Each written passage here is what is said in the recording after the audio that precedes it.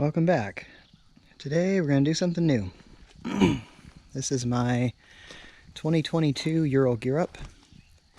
I'm going to take it out for the first time. So these are a sidecar purpose-built bike for those who aren't aware of it. I've got a few upgrades on this one already. This one has the Sportsman's package, which means it came with the tan tonneau cover and the sidecar windscreen with the tan draping on it. We've got the logo down here. Obviously doesn't mean a whole lot. And I've done a bunch of upgrades to it already. So what we've done, I've got LED lights all the way around. I put the color matched fairing on it. I drove it around the property for a while without one and decided that I wanted to have a little bit more windbreak on here. Over here, I've got several upgrades. We've got heated grips for both sides. I've got ball mounts for the camera, and then down here for the phone. Over here, you can see the winch control. So this has the Calabar Creations winch bar on it. So I think you can see that running down across here, the black down here. Runs all the way to the back and under the fuel can. So out front, I've got the winch there. This is a 2500, I believe. Warren winch. Yeah, 2500.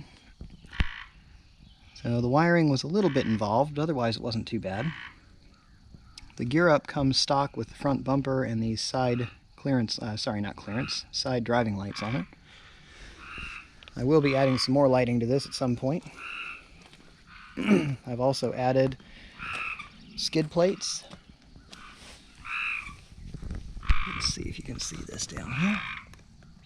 There's your sidecar skid plate up under there. And it came with this new step for the side, a little bit more drainage and a little bit more grip. And then I also put on light guards on the sidecar, as well as this rack for the sidecar fender. The Gear Up comes with the entrenching tool or shovel. It also comes with your spare tire and cargo rack. I installed this battery trickle charger here, just because I figure most of the time I'll be outdoors. And then down here, on the back, you've got your trailer hitch. So I've got a second attachment point for the winch, so I can move it back here if I ever need to pull myself out backwards. And at some point, I've got a wiring harness to allow trailer light hookup back here. So we'll give that a try too. All right. Also, I took off the Enduro flat bench and installed this stepped bench seat. I find I like the comfort it provides and the shape of it much more than the other method. And then this one came with the black powertrain also. So, let's get all set up and I'll put you on here and get moving. See y'all on the road.